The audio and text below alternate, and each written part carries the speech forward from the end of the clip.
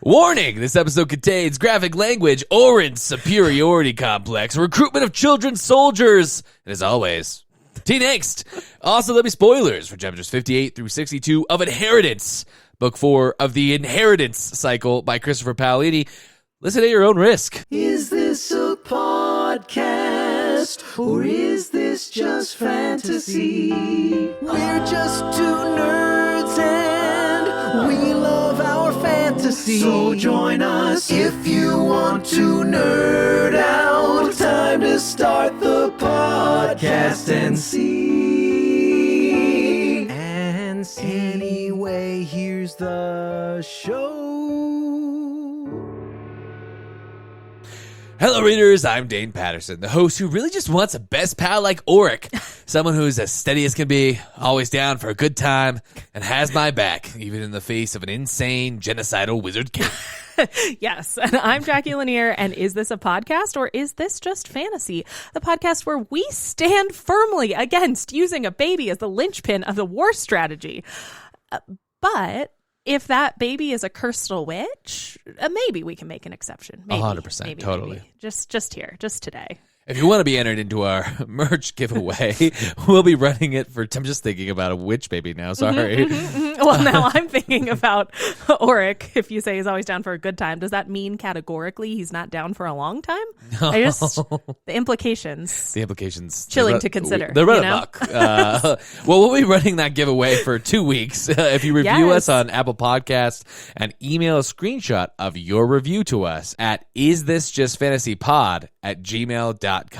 You'll be entered for a chance to win one of our cool merch prizes. Yes. We'll be selecting our winners after episode 10 drops, so get those reviews up soon. Yes, not long for reviews or for the rest of Inheritance. I know, we're almost done. Wild. And if you do end up winning the merch giveaway, we might have matching tumblers, and really what could be better than that, listeners? I'll be twinsies. Yes, you can also join the book club on Patreon at the link in our show notes, or check out our socials at Is This Just Fantasy Pod on TikTok or at Just Fantasy Pod on the gram.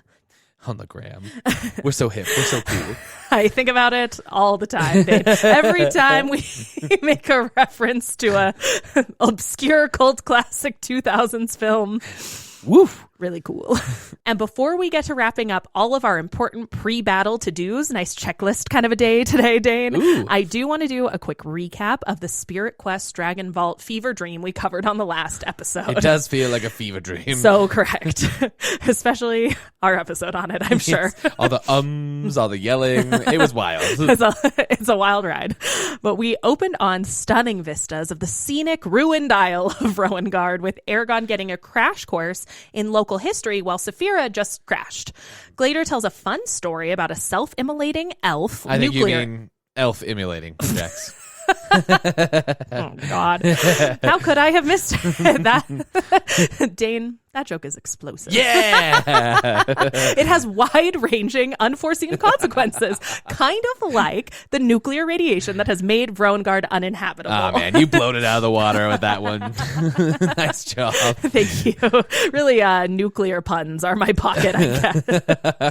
But despite vacationing in a contamination zone, Eragon and Saphira soldier on to find the Rock of Kuthian, immediately realizing that they need to casually self-actualize real quick before they can get inside. And don't forget, Dane, this could all still be an elaborate trap to enslave them. Meanwhile, Neswata is also having a nightmare vacation, still being tortured by good old Gal, only now it's with the constant distortion of the fabric of her reality.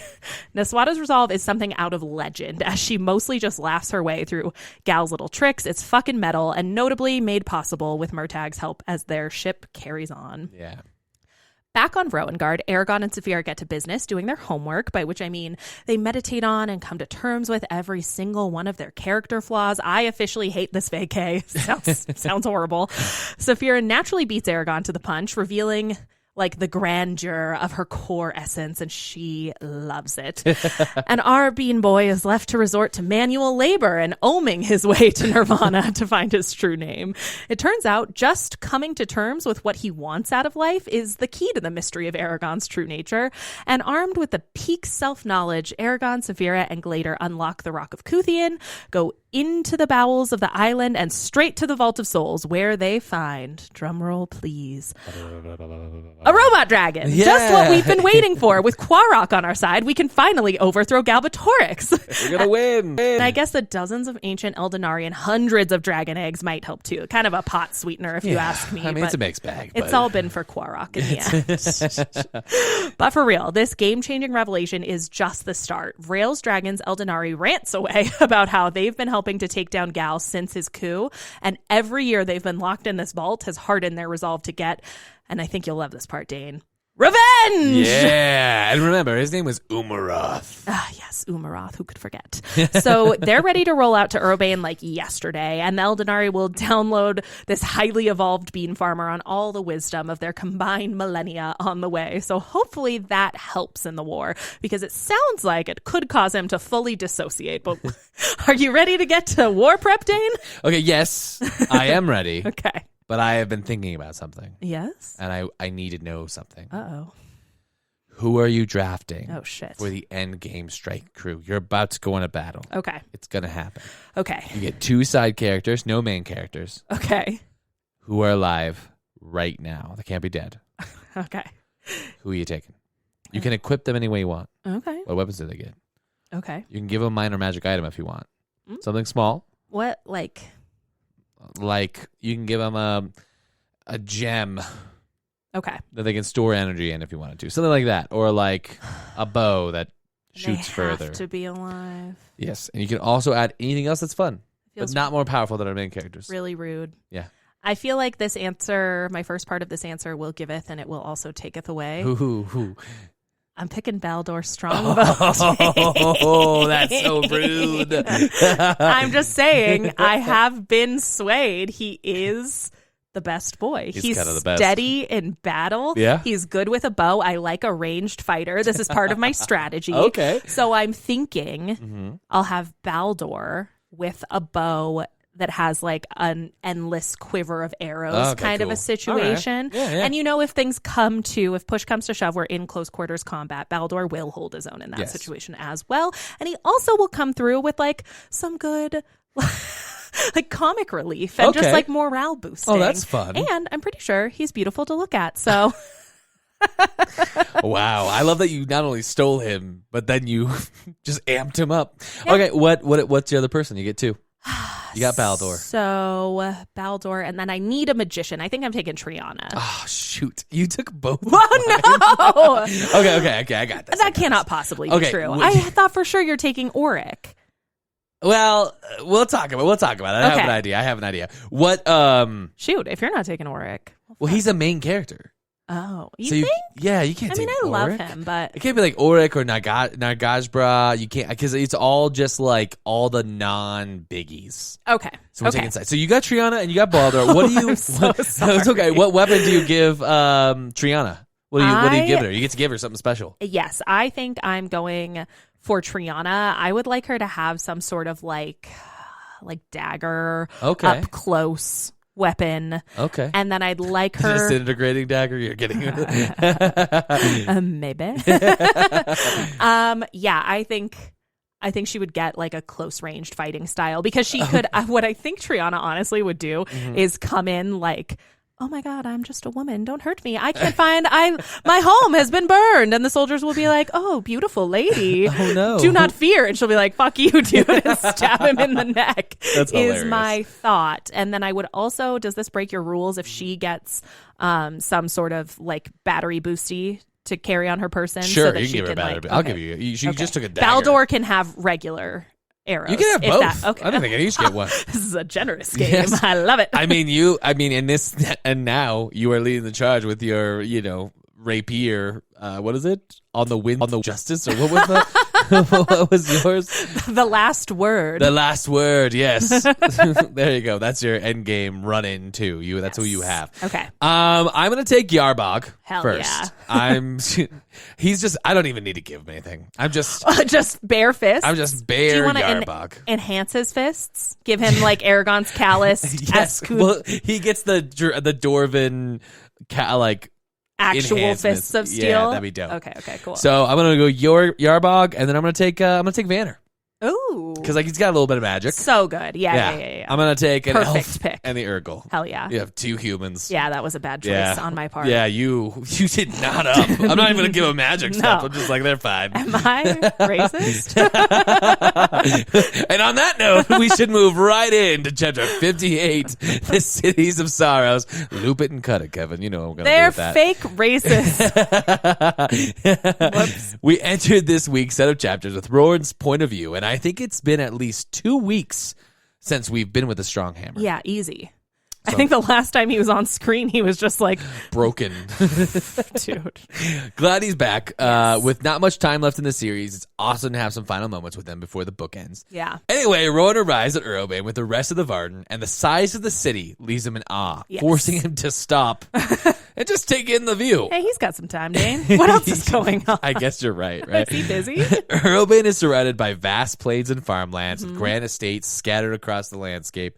The city is encased by towering walls unlike anything Roran has ever seen, standing at least 300 feet tall. It's wild. For real-world comparisons, these massive walls are comparable to the height of Big Ben or the Statue of Liberty. What?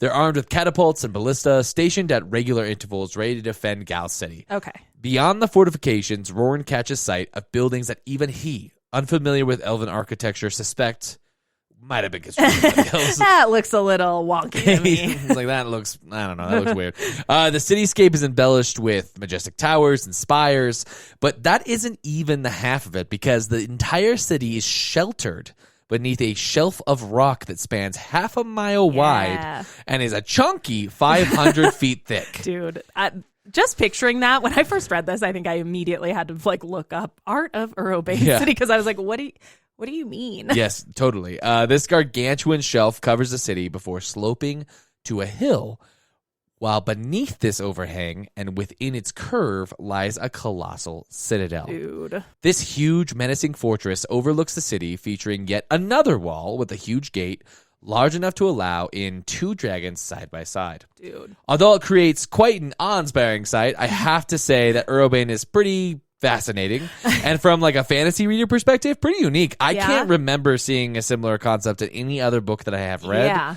Also, you got to give it to Gal. This was pretty cool and very intimidating. Although, now that I'm thinking about it, as I'm saying it, the elves did this, right? Yes, okay. yeah. Pretty cool, very intimidating, very elven. Do you think Roran was looking at those buildings that he thinks are elven and he's like, they look majestic and somehow natural of this land, but also full of themselves? I don't know how they've managed to do it. Those buildings look cocky. I don't like it. Anyway, Roran basically instantly thinks that they might all be doomed and that Aragon needs to hurry the hell back up with everybody else, which is fair, bro. Totally fair. Okay. Also, horse facts. He's riding Snowfire. So there's our late stage Snowfire update. Fuck, Dane, can we run it back? Can I draft Snowfire in my fantasy? I feel like I made a grave mistake. That horse is magic. That horse is unkillable. Okay. It's two people, one creature? Yes. Okay, you get Snowfire? Now I'm you second guessing. You want Snowfire? I want Snowfire. Yeah. I'm taking a Feldenost. All right. Oh, fuck. But is it magic? Has it been named after somebody's grandfather or mentor? Since I haven't used either of my magic items, I'm also going to equip it with magic horns. I don't know. A light on fire. Is it named after your grandfather? Very important. Yes, I'm riding Jerry in the battle. Well, then he's magic. I'm so proud of you. Yay. What a good draft. Gerald, to the capital. Anyway. That feels good. Yeah, that feels right. So it's hilarious. I was like, I'm lost at where we are. That threw me off. The weird sidetrack about Feldenost got you lost in the sauce, Jane. Roran, letting that momentary panic go, starts to strategize on how to break the rocky shelf and crush the entire city and castle in one go. And I just have to say, he's savage. Yeah. He's basically like, how do I destroy this place in the quickest and most catastrophic way possible? Leaving no survivors. That'd be good. Yeah, the Varden's current power vacuum is a bit of a tough look, but this is making me think that with the Strong Hammer in those command meetings, thinking outside the box, maybe these crazy rebels will be just fine. Oh my God. He's got it. He's got this. He's going to be fine. We receive another reminder that Lord Barst has assumed command in Urbane, Right. and while this fact means little to Rorin, Jormander and his men... Rorin, it's you. It's your shadow self. Pay attention. It's you, bud. Jormander and his men seem pretty disturbed by it. Okay. Rorin goes on to recount what he's heard of Barst, which aligns with what we've been hearing in the past chapters. Yes. And upon reflection, Barst seems to be the evil empire's mirror image, but we've already been here. Yeah, I don't need to do more reflection on that. Like a mirror image, reflections. Anyway. Also a reflection of you into eternity, the mirrors before and behind. Okay, sorry. We've been doing this for far too long. Anyway, we've heard about this chapter. Whoopsie. Anyway, we've heard about this character countless times now, and it's clear Paolini is setting him up as another mini-boss. Yes. While this approach makes sense to avoid repeating big bads like Durza, Mutilation Cult, or the Razak. Yes. That said, I would have liked to see Barst introduced earlier in the story. Okay. Maybe around the time we heard about Marcus Tabor. Yes. I'm just saying. Tabor's back. Yeah, Tabor's back in town. I'm just saying this seems a tad forced. But, okay. That's just me. Not fair. Then Rorin starts to make a Beat the Empire checklist. Amazing. I, for one, love a checklist. The series just got so exciting for me. Like, do you think he's putting it on like aesthetic stationery for me? It's all about the setup of the checklist. If I feel good about how it looks, I feel so much better about completing it. Do you think he's more of like a notes app girly though? Like checklist in the phone? Well, notably, he can't read. So I'm thinking that this is more of a mud and rock checklist or something, or like stone and pocket checklist. Anyway, Poor Rorin. So first, you got to break through the walls, and of course, the soldiers manning them. Okay.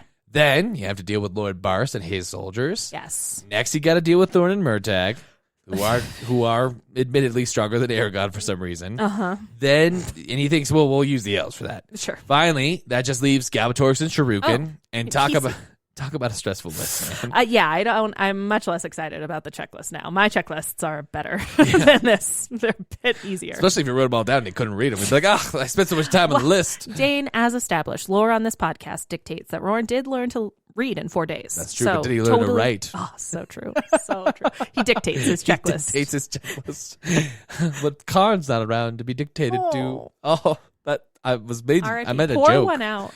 But it hurt my heart. Sad. All right, this whole thing takes Rorin right back to thinking about godlike power and the imbalance it creates. Yes. How this magic thing is fundamentally unfair, and he is totally outclassed by magic. He decides to take one last stab at Brahms 101. This is a rock, float it. Yes. It predictably doesn't work. Yes. I feel like, I don't know why, but these scenes with Rorin, like trying to float the rock, make me really sad for some reason. I feel like it's kind of tragic to watch him like really try to struggle at this. It seems like something he wants. I don't know. Makes me a little sad. He doesn't need it. I feel like No. Rorin with magic is too much power. It's like Rorin has a dragon rider. It's like a hell we need not unleash upon this world. Yeah, it's like I like him, but as he is, he needs guardrails. Yes, so true. With the wind firmly out of Rorin's sails with the magic, he starts to think about fleeing to the east, outside of Alagasia, and settling like his village and wife there. Yeah, this is bad. Yeah. I mean, this really does drive home how dangerous and bad the situation is. Rorin's freaking out just as the sight of the city and the thought of this battle, so much that our strong hammer wants to flee. Yes, not something really in character for him either. I don't think. No, I don't think he's ever wanted to flee, which means this must be at a whole nother level for the regular soldiers. Yes, this goes on for a while. I mean, there are pages of this where Rorin continues to mull over the troubles the Varden is going to have with the next battle. And as the Varden set up camp, Rorin goes at it with Orrin in a planning meeting. Great. Yeah, and reflects on the king's drastic change of behavior. So he's met Dark Orrin too. Yes, and he's not a fan. No. We've talked about this before, and Rorin's not wrong. This guy has changed. Yes. They're meeting about what the next steps are. Okay. And Orrin suggests sending a messenger to Galbatorix to propose peace talks. I was shocked. Me too. And Rorin thinks this idea is fucking crazy. And even I find this just straight up dumb. I mean, considering Gal is, by all accounts, an insane, genocidal, dragon-riding, immortal wizard king, I think it's pretty unlikely he's going to agree to any terms that would require him to relinquish even a fucking ounce of his power. You don't think he respects the niceties? No. He doesn't think that without the civility we've all been lost all along. I just don't think he'd Wild. like it. And I don't even think Rorin went into like what if Gal demands to hold peace talks directly with Aragon? Yes. He immediately is going to realize that Aragon's not with the army. Orin's just stupid here. This is just crazy. Yeah. Things deteriorate quickly with the dumb idea in the air. Rorin tells Orrin it's stupid, and the king responds that a commoner can't talk down to him because he's a king. Rorin growls his response, quote, "I'm not one of your subjects. I don't answer to you. I'm a free man, and I will insult whoever I want." Damn, get him, Rorin. Which leads to Orrin pulling out his sword and literally trying to fucking stab Rorin. Oh my god. Who easily smacks his blade away with his hammer, and then Rorin tells Orrin, I know, this is just mad respect for you for having to read through this section. It sucks. Rorin then tells Orrin he will kill any messenger he tries to send to Galbatorix while he's putting his hammer away. He's like, I'll kill them. Send whoever you want. I will kill them. You have been warned. Wild. Did Orrin forget that Rorin is Aragon's brother cousin, you think? Dane, you never forget a brother cousin. Just so proof that Dark Orrin has lost his marbles. He's lost his mind. On top of all that, he is the motherfucking strong hammer. Yes. I mean, Rorin's mad. Why would you fucking fuck with this guy? Literally crazy. Yeah. Orrin leaves in a huff, which is a plus, I guess. But we like to see it. yeah, this is a mess, dude. Jormungandr gives Rorin a talking to inside the command after leaving to calm Orrin down. Yeah. And then I think Paolini finally puts a bow on Orrin being so far from the kooky scientist we met in Eldest. Yeah. He uses Jormungandr to explain this transition of Rorin, saying that Orrin is so scared of Galbatorix and the outcome of this war that he's being a dick out of stress. Which, I mean, sure, I bet he is. It's like, what? Regardless, it's not a good look for Varden High Command, and I hope that the Varden rebels can get it together, because it's looking grim. If there's ever a time to pull it together, it'd be now. I'm sure they'll figure it out. These crazy kids. They're going to make it. Well, that does take us to Chapter 59, War Council, hopefully a council in which they pull it together. But we are back with Aragon, Saphira, Glader, and their pocket dimension full of disembodied dragon souls. Spooky. Yes. Their trip back to Rowengard seems pretty pleasant. Solid tailwind, energy refills, never-ending story hour with a horde of wise and ancient dragons. Aragon's actually a little concerned, like we talked about, that he might lose himself in the torrent of thoughts, ideas, memories that aren't his own, which gave me a little bit of Matt Cawthon Wheel of Time vibes. Yes. We know that that's not always pleasant. No. If you've read those books. But luckily he has his trusty true name to ground himself. Mm-hmm. So yeah, this kind of this part weirded me out. That would be weird. Super weird. They're essentially shoving whole years lifetimes. and lifetimes into his head. Yeah, absolutely. So much he can't. There's no possible way for him to No. He's adrift on a sea of identities that do not belong to him. He's all of the riders. For real. It's wild. Yes. They're like, hey, you want all the info and power? Here it is. Good luck. 100%. It would be totally horrifying. But maybe it's that his identity is fully integrated now, that we get a classic throwback idea. He doesn't have time to dwell too long on any one thing. And that is saving him from being lost in the Eldenari sauce. Maybe it was his biggest strength all along. I think maybe it was. The longer this goes on, Dane, I'm like, should we learn something from that? I don't know. Maybe Aragon's been the teacher all along. I think so. But it was super fun, I thought, to read about the ancient Eldenari and the way they think and communicate. All the stories were interesting, all the memories, that all sounded crazy. But just the way, they think about the world because of how old they are and how alien. We've seen hints of this, I think, what this preternaturally actualized vibe is through Oramus and Glader, even the Smith Runan, because she's so fucking old, remember? Yeah. But these Eldenari take it to 11. Yeah, it's crazy. 111. As they make their final descent towards Urobane, lock their tray tables up and their seat backs in the upright position, Aragon is noticing some of the same obstacles that gave his brother cousin pause, and both Glader and Umaroth comment that Gal has really dug himself into Urobane with this fortress, so they don't like the way it looks either. I think they call him a rat. Yes, I think so, which you love to hear it. Yeah. Just a little spicy, a little sassy. This little rat's burrowed into his little hole. Yes, and it makes me feel bad about this impending battle. Yeah. And as soon as they're in range, Aragorn radios over to his furry bro Bloodgarm. First contact. Love that. And they sync up like hollow Aragorn and Saphira so that Bloodgarm can send the VIP war council to rendezvous nearby before they make their grand return. So they're like, are we all is everything coordinated? Is it time for our entrance? Aragorn's big enough now that he doesn't even like invite people to his own parties. He just he invites people to invite people. Yes, he has his people call their people. Yeah, it's exactly. A classic. So Bloodgarm summons the select war council, and Aragorn and Saphira land at the meetup point and do a little stump time to psych themselves up for their big boardroom presentation. Dane. Okay, and then the first thing that struck out to me here once this starts is, why isn't Nargashbra there? What?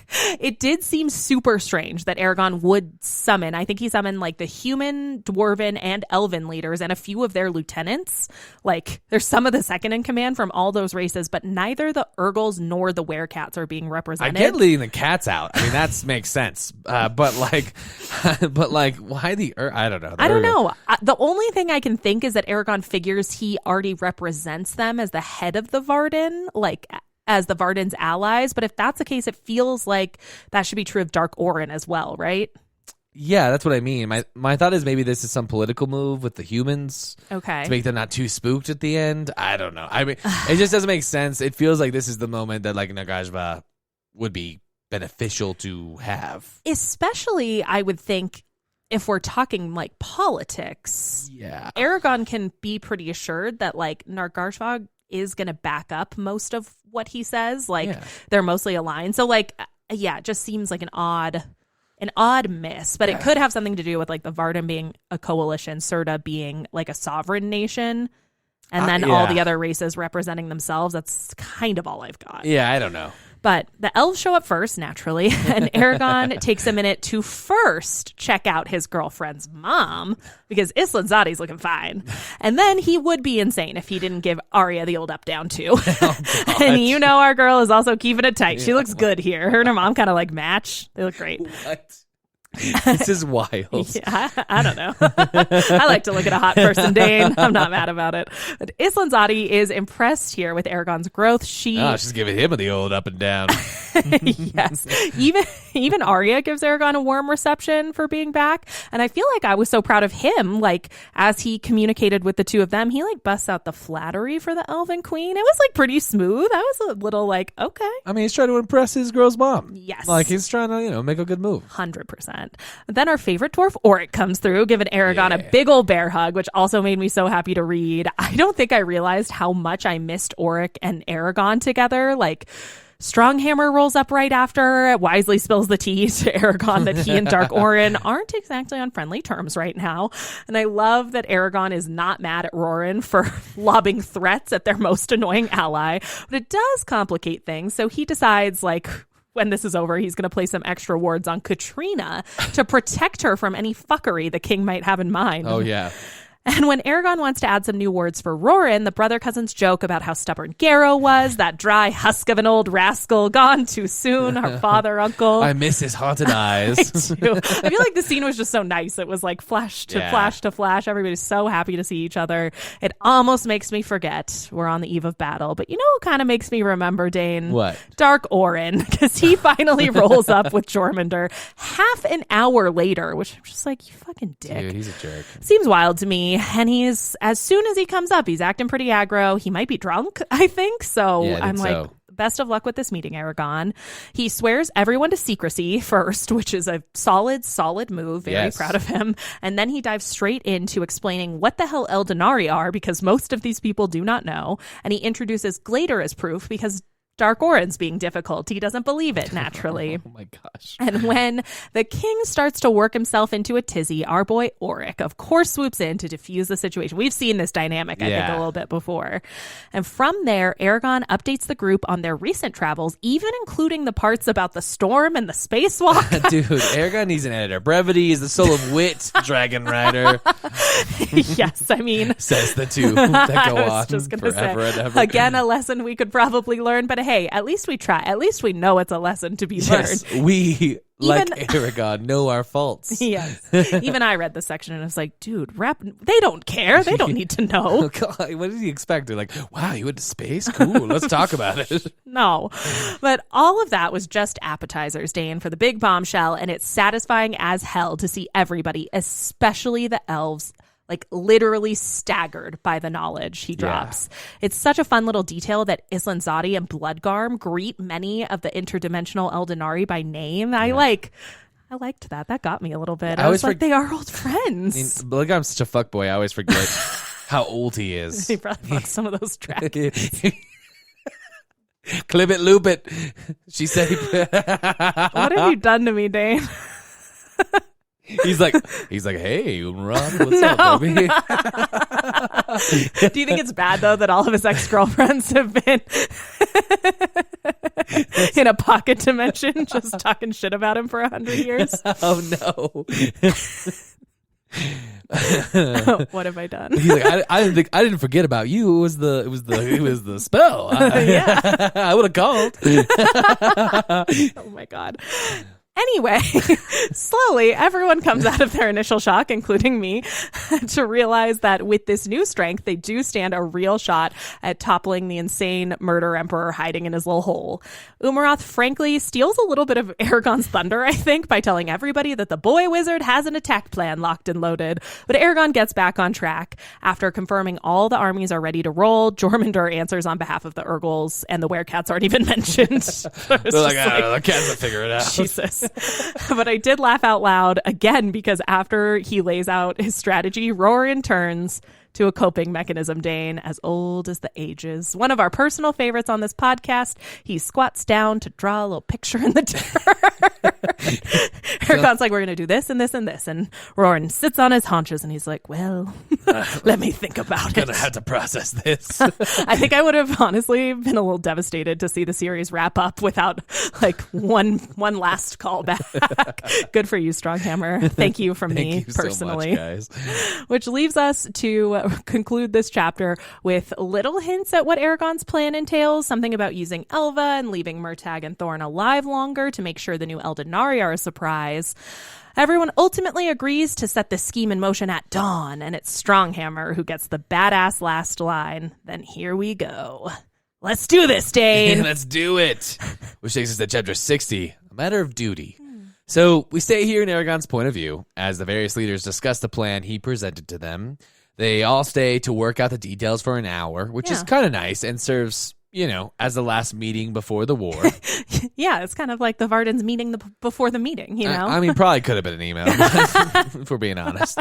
Arya expresses her desire to accompany Aragon when he confronts Galbatorix, and it's a little funny to me. For the first time in this series, someone shuts down Arya in the way she so often shuts down Aragon. Queen Islanzadi explains that the elves she sent to guard Aragon are more powerful in magic and more knowledgeable about warfare than Arya, with some having even defeated the old Forsworn. Mm-hmm. She accuses Arya of selfishness and insists that her daughter stay with her. It's so funny to me because these two ladies are just a lot. They're both strong, independent women. Yes, and we are watching them butt heads for sure. I love that Aragon's watching this dude. And he doesn't have any moment of like, ooh, maybe I should rethink this. No. He's like, oh, good for them. The fire, the passion. Yeah, in fact, the commitment. He steps up and he steps in for his girl. Of course he does. And tells the queen that he wants Arya by his side. Yeah. Making it pretty clear that she's his best friend and closest fighting partner outside Saphira. Unsurprisingly, the queen again shuts this down. Great. Calling him young and clouded. I mean, she's so right. She's not wrong. So right. And then Arya steps up for her boy and tells her mom that she is the one who's clouded, which is sick burn. Arya justifies her involvement by saying that she's killed two shades with Aragon. Yeah. Not to mention that the bond she has with Saphira has been deepened. She shepherded that egg around for a while. True. But the family trauma between these two elves is deep here. Okay. And the queen just wants her daughter to be safe and doesn't want to lose her family. And finally, they've reconciled after that brief 70 years where they didn't talk to each other. Uh-huh. Yeah, and Arya just wants to Arya just wants to do what she loves, right? Yes. Which is to be a dragon groupie. You know? And A murdering dragon groupie. It's got to be all of it. Yes. I guess deep down it's nice, but it's tense for sure, and it ends up with Arya sticking to her guns and Isla Ansari relenting. She backs down. I have to say, this did surprise me. I felt like it was a little out of left field because I didn't realize until now. I do not know how well it's written. Maybe it's a part of this like relative strengths problem that we have tread upon over and over. But like, it didn't make sense to me that Arya was not among the most powerful of the elves or like as powerful as Aragon's guard. I feel like she's often presented that way, just sheerly because of what she is usually able to accomplish. So hearing Isla Ansari be like, no, they're better than you. They've killed the Forsworn. That also makes sense. But I'm just like, well, that felt confusing when it came up here. I think this is the same thing where we're actually talking about Aragon a few like episodes ago. Yeah. You know, from what we've seen, she is the best. Yes. So like, why wouldn't we think that? Yes. It's the same thing where like we've been told that Aragon's the best. We've seen that he's the best, but then he's not. Yes. So I think this is, just a characterization problem. Yeah. And like, I totally got it. It was surprising to me, I was like, what too. do you mean she's not the best? Yeah. And it's like, if you say so, well, I also, could see. I mean, she's not better than Bloodgarm. Well, that is 100% true. But those other weenies that we don't even know their names. We're both dating Bloodgarm, though. So, like, we're a little clouded. We are clouded. True. Well, our Dwarven brother from another adopted daddy comes over, throws an arm around Aragon, and just says something to the effect of, let's go to the Winchester and have a nice cold pint after this all blows over. The best. Yeah, it's perfect. I love him. Yes. He then adds just a light, gritty dusting of that Dwarven charm, reminding Aragon that he better not get murked by Gal, because then Ulrich would be honor bound to go get revenge, and he's not exactly keen on dying. And I truly can never get enough of our Dwarven bro. Yeah. Still my first draft pick, Jax. Well, except for when you made the rules of your own draft such that you couldn't draft. I know, it's sad. Why do I do this? Can we add one top tier character to our draft? So you go first. Ulrich. Okay. Bloodgarm. What? You got Triana, Bloodgarm. I panicked. And Baldor. I couldn't think. You're not even going into battle. You're What? just out on vacation somewhere, having a good old time. Yeah, we'd have the best time.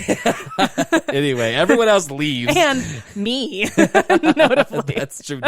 Notably, Jacqui, a woman.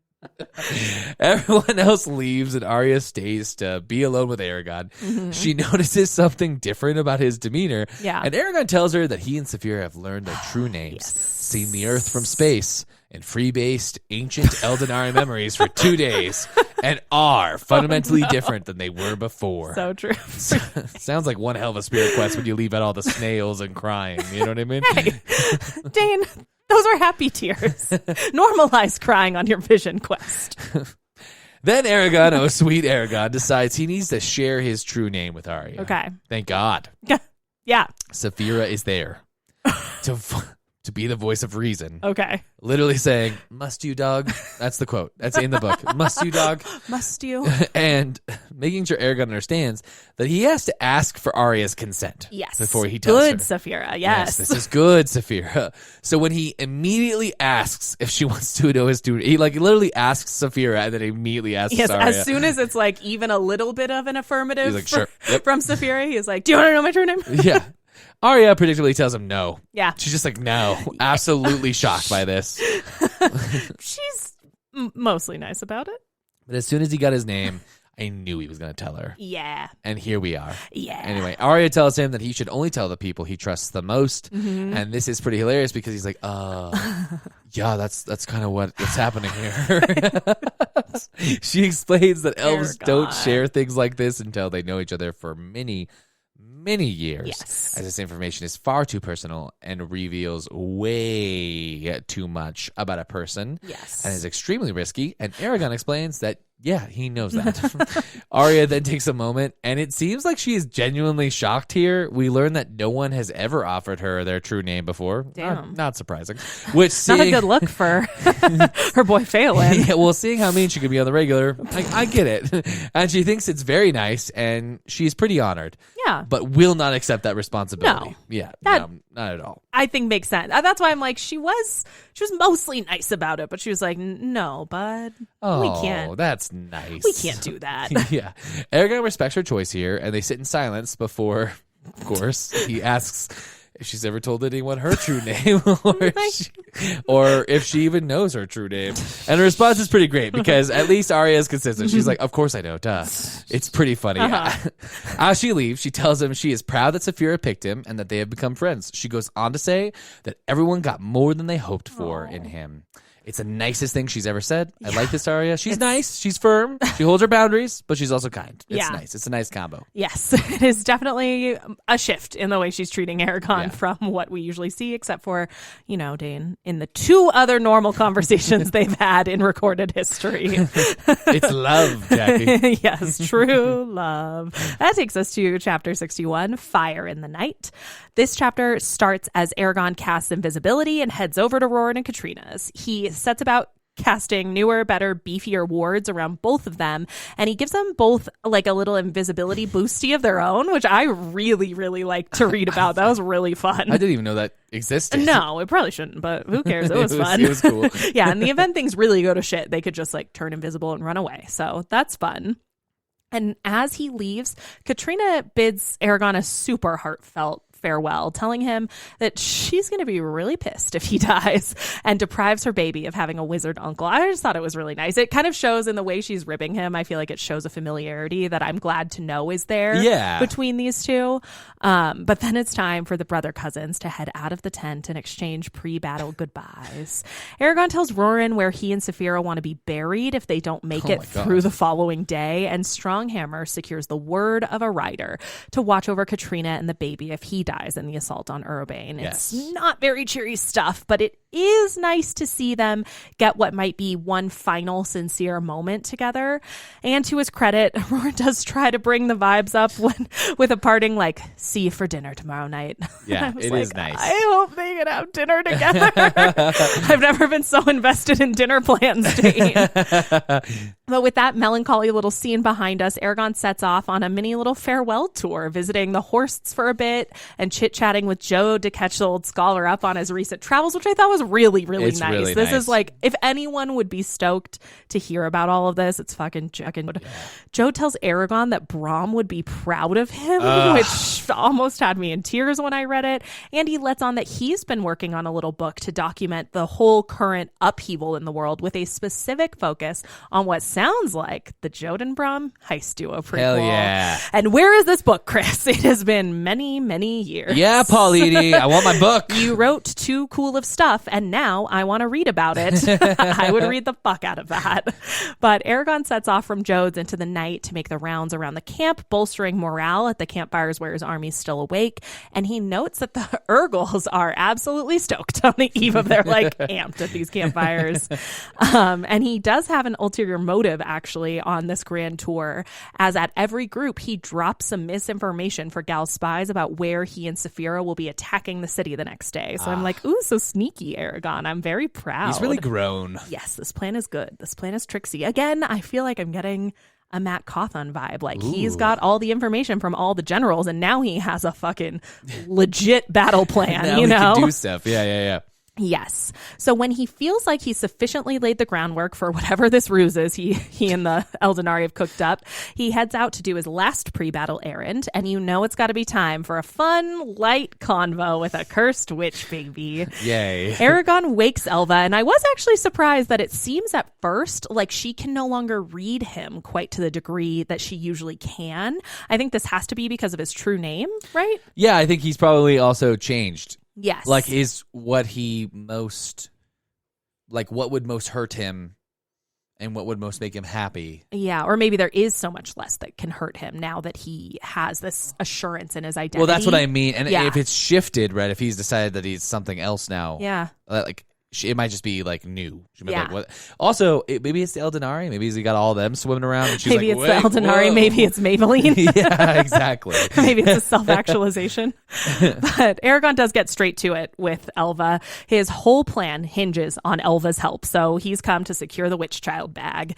And it seems he's sufficiently shamed her in that last icky convo they had because she doesn't really take any convincing. She says, I want the Varden to win. That's cut and dried. It would be worse if Galbatorix stays in charge. And she does also add to that, she wants personally to fulfill the promise she made to Niswada. It's interesting because, like, you thought, if she wanted to, she would have woken up when Murtagh came. But here we are. What a weird thing for her to say. Her promise to Niswada didn't seem so pressing when Niswada wasn't kidnapped and being tortured endlessly. I guess now Elva feels a little worse about it, and it's like, well, it shouldn't take that much. I mean, I guess I whatever. would be I mad. guess She's you're a baby.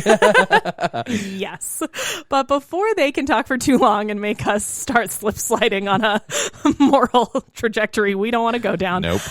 They're interrupted by a cacophony from inside the city, which turns out to be Shuriken taking flight, and this was a really fun way, I thought, to see Shuriken for the first time. Even Aragon is fucking terrified, and he's only able to guess at the dragon's size in the dark. Like, he's trying to watch, like, how many stars is this shadow blocking out at a time. Wild. Shuriken does a flyby, letting out a shockingly massive stream of fire above the tents before heading back into his hidey hole. Very, very, very effective scare tactics.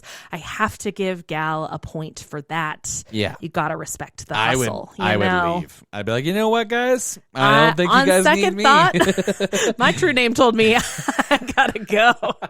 I gotta get out of here. My true name told me I'm a coward. So I'll see you guys later. You guys have fun, though. That looks bad. That looks scary. When they finally recover from the shock of seeing Shuriken, Aragon asks Elva if she got any sense from the dragon, which also was, I was like, oh, I didn't even think about that. Yeah. So good for him. Yeah. She basically confirms that he is as insane and bloodthirsty as we've always been told. She's like, oh, that's just so true. So that's going to be a fun little problem for a later time, specifically tomorrow, because the chapter ends as Aragon heads off with Elva to meet back up with Saphira and wait for go time, Dane. Yeah, I feel so bad for Shuriken. Yeah, it was a little sad, but also I'm so scared of him. It's hard. It's hard to feel pity. Yeah, exactly. Well, that takes us to the last chapter this week, chapter 62, Over the Wall and Into the Maw. Which go. is a cool name. Let's go. With his cursed witch baby in tow, Aragon meditates until the sunrise and then gets Saphira set up for war. Yes. While he's meditating, I guess Elva does a lot of fun stuff, but my favorite is that she spends the night messing with the Eldenari. Oh, great. And we learn that even the Eldenari are scared of her abilities. She really is a standout character. Yeah. I'm glad Paolini went along with his happy accident. Yeah, super, super memorable. I Yeah. feel like every new turn with Elva is like, oh, what? Oh, what a journey. Anyway, Aragon and Saphira look out as the Varden march in silence, feet and armor wrapped in rags with no torches, heading towards the walls of Earlbane in 3 columns.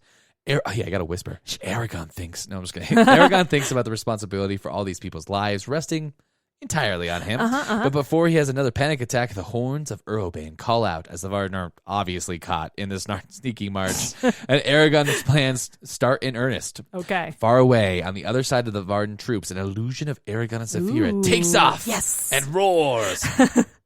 The illusion moves on to attack the walls and is super intense, dodging arrows, crashing into a tower at one point, even flying low into rows of buildings. Yes. It becomes so convincing that Murtagh and Thorn take the bait, and the illusion flees, giving the real Aragon and Saphira their opening. Yes, I was not expecting, to be honest, for them to go that hard on the illusion. It went I was hard.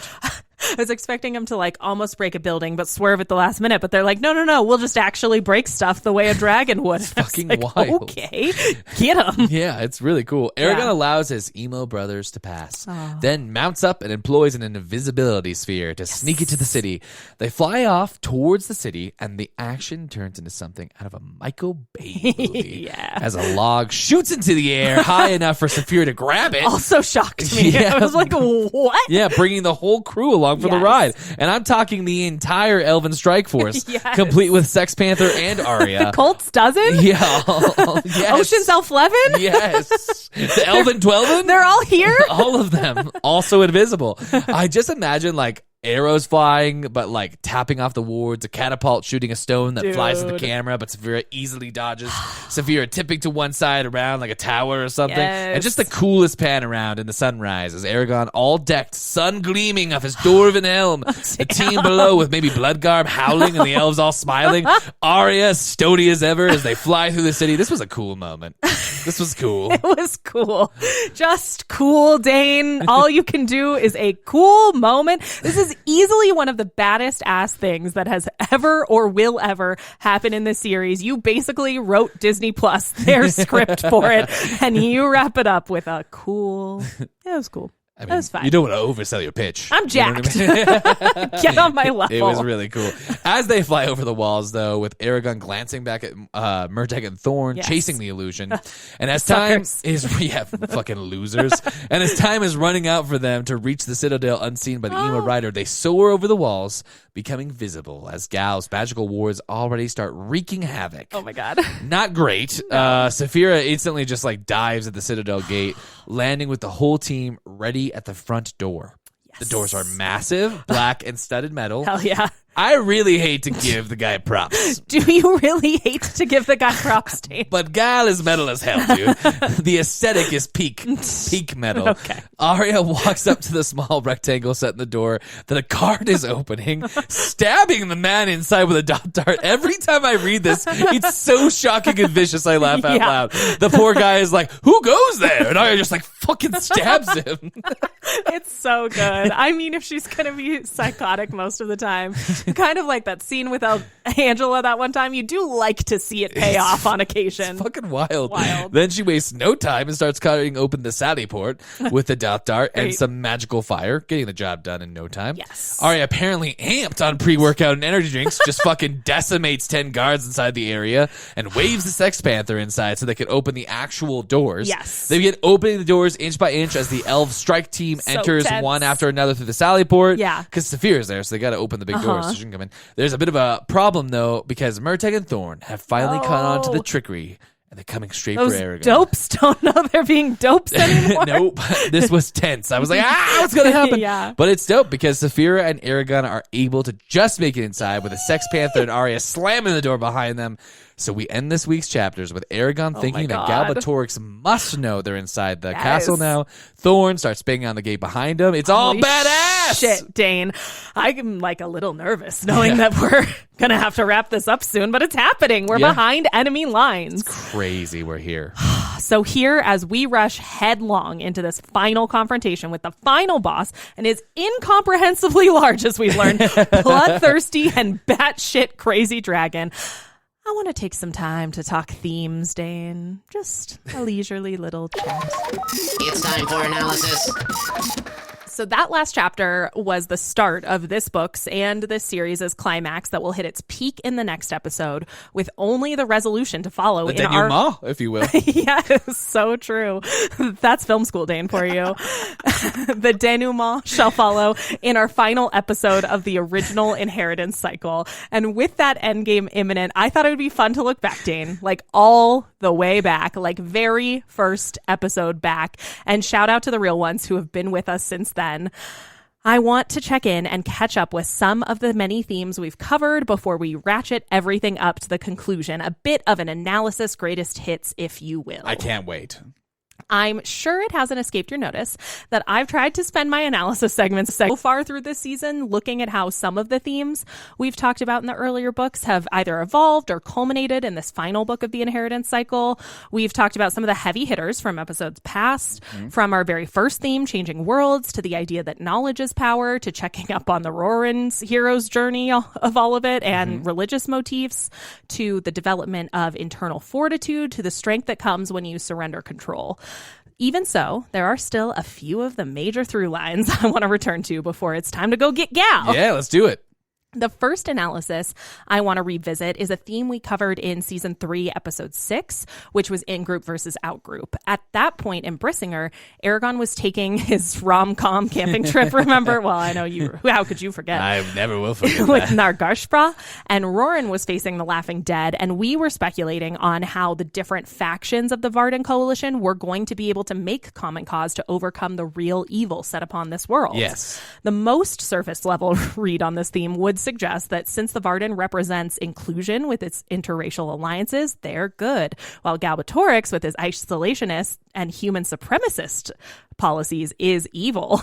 But I think there are a couple more interesting things cooking underneath that, like black and white take. Yeah, probably.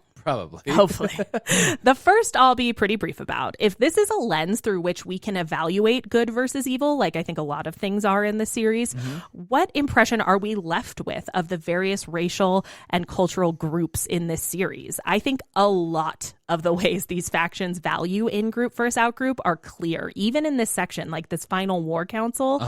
And I would highly suggest a reread in that mindset to draw some of your own conclusions about the elves, particularly the dwarves, the Urgles, the riders, and some of the various human cultures. I think we can draw a lot by how insular they are versus how welcoming they are, and what that says about their values as a culture. Yeah, they're pretty. Most of them are pretty isolationist. There's a lot of other stuff. Yes, and where certain members of those cultures try to cross some of those lines, that's when we're getting cues as readers to view those people as good or having higher values than a lot of their compatriots.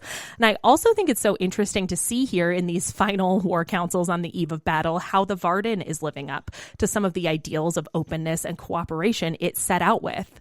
We've noticed some serious cracks in that foundation with Dark Orrin, with the exclusion of the Urgles we talked about, and with even the imbalance that magicians present. I think this is a part of that. And we've speculated on whether the things tearing this in-group apart are a consequence of losing their strong leader. That's kind of something you talked about in the last episode. Yeah.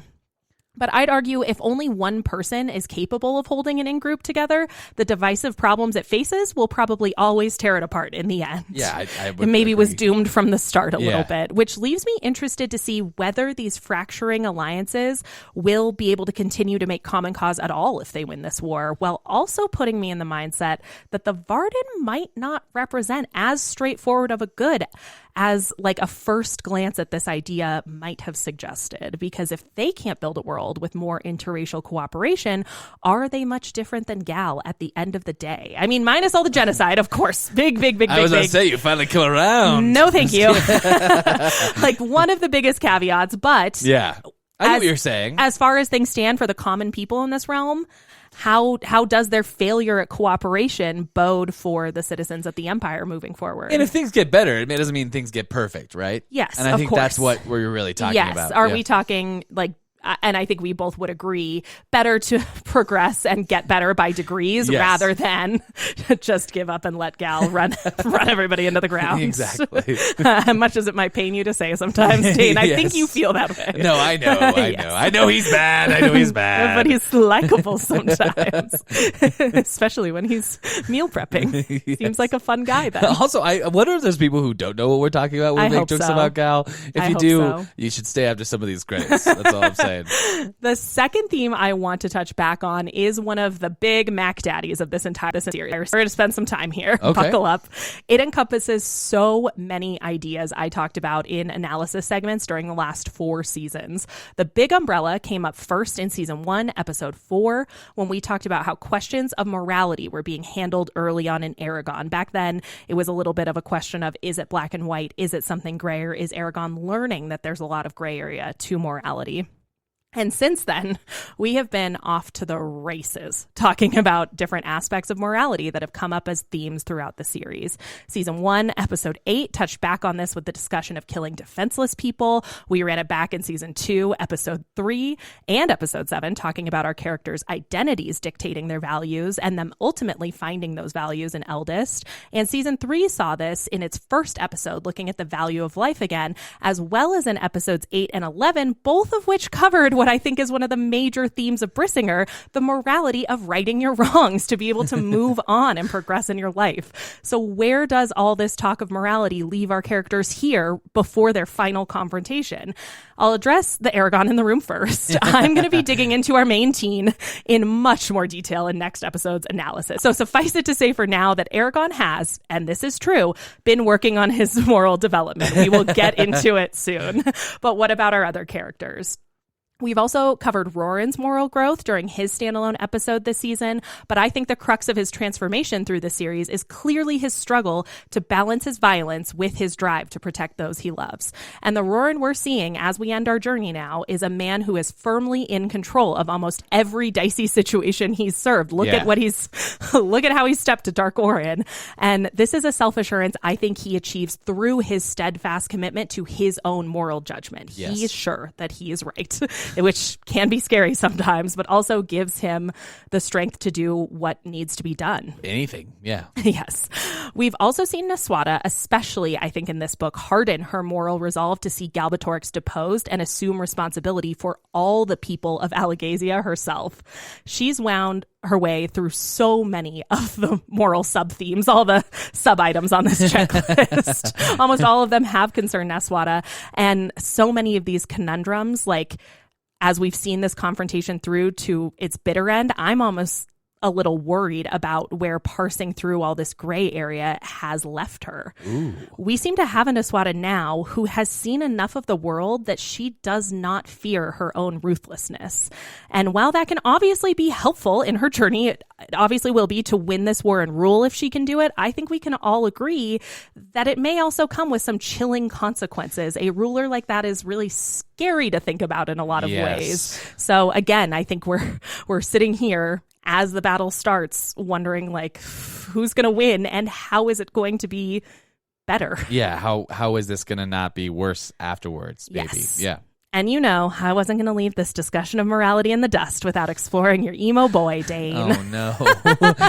From the time we met Murtagh, his moral compass always contained room to justify a whole host of actions in the name of pragmatism. Never forget Torkenbrand. Oh, yeah, Torkenbrand. A famous character on this podcast. And as the events of this series have truly beaten him down, Yeah. I think that pragmatism might be one of the only things Murtagh has left at this point. Obviously, he's not been left much of a choice, but I still think, as Aragon and Naswada have both pointed out and demonstrated, there have been ways Murtagh could have learned some of the moral lessons our other characters did and achieved some moral growth. But instead, I think we're left with him as this battle starts, like, as a Murtagh whose morals have deteriorated to little more than survival instincts, basically. Yes. And I really worry about how that bodes for the rest of the battle that's going to unfold. Like, that's a little, like, man with nothing to lose kind of a vibe that I'm like, uh-oh. Yeah, he's got all that anger. So much rage. Get that pagan death metal music ready. Yes, start cranking. And before you take us on a deep dive, Dane, there's one more theme I feel like I would be remiss if I didn't bring up, especially because it goes hand in hand with all those good morals we just talked about. And that's a theme from episode 8 of season 1, which saw Aragon and Murtagh both struggling with their identities in the face of public perception. I just feel like it's so prescient here as they've both seen so much change to look at, you know, the way we talked about then, what their character is, who they felt they were versus how the outside world perceived them and what that tension was doing to both of them. So take Aragon. His identity has been the subject, and this is true, of much exploration, and especially on his vision quest. And it's been so nice to go from the guy who back in season 1 was being celebrated as the Varden's salvation when he first joined them, but didn't feel up to the task. And now here he is, the full-fledged rider and commander-in-chief. In all of his glory. He finally has the quiet confidence that he is the guy. He's done it. He's the guy. Yes. He's our Kevin. He's our beautiful Kevin, our perfect Kevin, who's going to take us to victory, right, Dane? Right, Dane? I mean, hopefully. Or is he Jesus? doomed to sacrifice himself. A thing we talked about before. It goes so wrong. Yeah. But it could also go so right. TBD. We'll have to see. Murtagh, on the other hand, was so pessimistic back then. Not your emo boy. About the way his public perception would completely overshadow what he knew about his own character. And in a weird way, I think we've seen that become a self-fulfilling prophecy for Murtagh. I know you hate prophecy, Dane, but I really think Murtagh's defeatism does feed into what we've seen happen to his character over the course of the series. That pessimism being a part of his character helped him backslide. You know what I mean? It wasn't just his circumstances. It was some of the things that were there all along. It's what he did with his circumstances too. You know yes, exactly. And I do hate to wrap things up on that emo note, Dane, but in a way, I did it for you. You know, how dare you besmirch Murtagh? He is a sweet, sweet boy. And second, he did his best. I mean, here's the thing about Murtagh. I think ultimately, he's made some poor choices in anger. Yes. And he, as you pointed out, really hasn't made the best choices when he's been able to take a different route. And like, I know a lot of fans probably right now are like, Murtagh didn't have any choice. And you're right. There's a lot of things that were taken out of his control, but I see where you're getting at on that. And too bad we have the deep dive to do because we just really can't focus on that. Yes, I think at the end of the day, it feels a little tough. I think Murtagh is written as a tragic character to the extent that, like, on my first read, I sympathized really hard with Murtagh. I think you're supposed to, but I think the older I get, the more, like, I'm rereading. Maybe it's just reading it this closely that I'm like, I don't know, Jacqui. That guy, is that a bad guy? That just really seems a little pessimistic, if you ask me, Jacqui. Yeah. I think I see the things in Murtagh that maybe are problems in myself. Well, that takes us to our deep dive. Yes. Deep dive. In this deep dive, I also want to revisit something we've discussed before. Nice. But it's really interesting, and the more I think about it, the more confused I become. That's right. We're talking about Gal's master plan. Okay. Up until this point in the story, I appreciated that Galbatorix was allowing the Varden to come closer and closer. Okay. It always made a lot of sense to me if we consider his strategy from the perspective of an insane, genocidal, homicidal maniac, right? Yes. Because first, we have to establish, before I say anything, that this logic only works if we believe that Galbatorix cares about no one but himself and his own power. Yes, I think that's clear. I think it's clear after the scenes with Nasawada's torture, his conversation with Ormus before he killed the ancient rider, and what we heard from several sources about his leadership of the Forsworn. I think that's true. You think he's a bad guy, Dane? I think he might be a bad guy. So if he doesn't care about a single living soul in his empire, what does this guy care about? His power. And it's like a lot of power, Jax. It has taken all the races, a new rider, the last hidden secret of the riders of old to mount an actual shot at Galbatorix. Yes. So we also know that the normal worries that plague normal evil rulers, such as like political backlash, common folk rebellion, or even troublesome nobility trying to take his crown, Ants. they're not really... Yes, they are. They aren't really big concerns for him. Which brings us to the evil genius of his strategy so far. Yes. By allowing the Varden to gather and believe they can achieve victory, Galbatorix has done himself a huge favor for the future of his reign. Tell him, Dane. First, he will reclaim the dragon that was stolen from him when he captures and enslaves Aragon and Saphira. Yeah. So that pesky little slip-up will be put to rights. Great. Second, Galbatorix gets to draw out all his enemies at once. The ancient elves have left their stupid magical protected forests. The doors have emerged from their stupid mountain strongholds. And the Aragos have united en masse, those gross creatures. In stupid mass, if you will. In a stupid mass, if you will. And the Varden has come out of the shadows and conveniently joined up with the tiresome independent country to his south. This mighty, unprecedented alliance has also enlisted all the magicians, plus every man, woman, and cat willing to fight against him in one united force. All he has to do now is defeat and enslave them.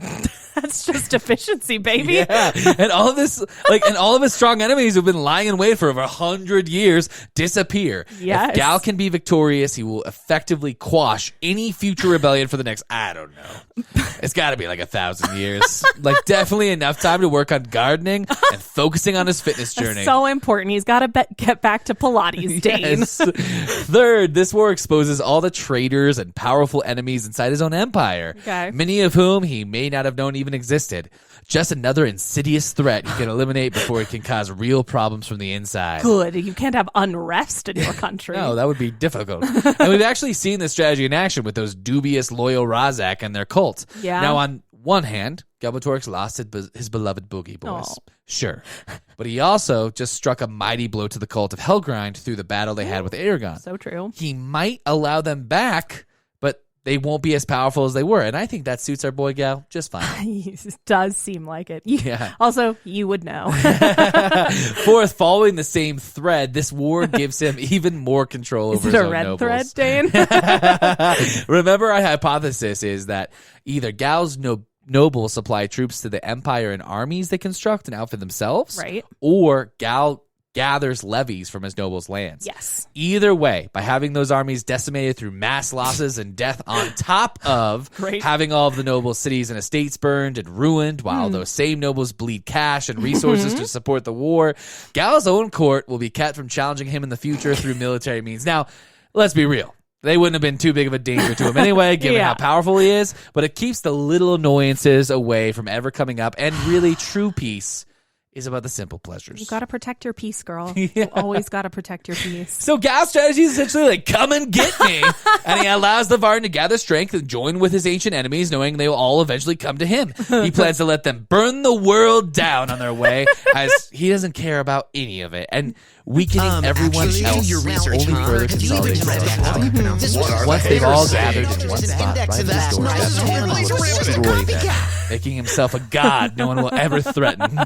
I've always respected that about our crazy boy Gal. So I'm confused. Why? I'm confused about Gal's strategy on display in this section of chapters. If we've discussed Gal's strategy is scorched earth, why aren't the farms around Urobane already burned? Why is a single one of those estates still standing?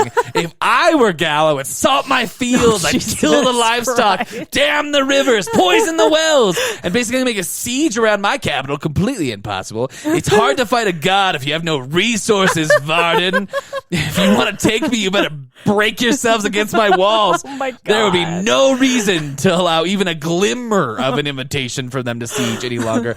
It doesn't make any sense with the strategy he has been using up to this point, is all I'm saying. If you're going for the whole unstoppable force meets immovable object thing, you don't let them rush up and gather momentum at the end. You weaken them like the small little insects that they are. You crush them between your godlike power and close the vice of your, shockingly ruthless strategy. Come on, Gal. Dane, you're dangerously close to unleashing the character on Maine. I'm sorry. I'm scared. I have really gotten to know Gal over these last few seasons. So and true. I have to say, I'm a little disappointed in what I'm seeing. That's all. You're not angry. I'm not angry. I'm just disappointed. Are you hateful, do you think? Haters, gather around. It's your old pal, Dane. Oh. I know we've had a mutual respect, so I just want to. I know we respect each other. I just want to give you a heads up. I'm in the lab. I'm cooking up the ultimate hater segment, but that's for next week.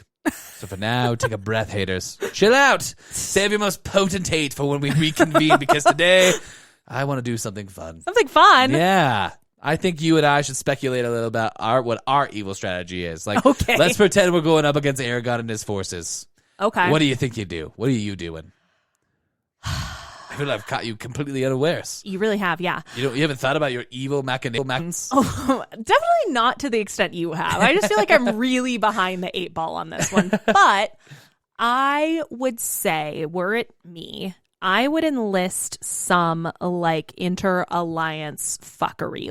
I would have wanted to get the Urgle double cross back to my side somehow and have them destroy the rebellion from within, while getting the Urgle magicians to go toe to toe with the Colt's Dozen, the Elven Twelven, the marauding murders, and that'd be good. Defeat them to capture Aragon and Sphere. So send the Urgle magicians to kidnap Aragon and Saphira basically Ooh, would be, like and like give him that. Eldonari, you know, like Yeah. outfit him right, do it up right, You do Dan. it I'd up fuck it right. up. Either that or like same thing, but with like werecats, maybe like send them in at the last minute, pretending like they want to make this alliance, but like It's not an alliance. nah, it wouldn't be an alliance. See, that's better than Dan. my idea. I would have just had Shuriken have some fun.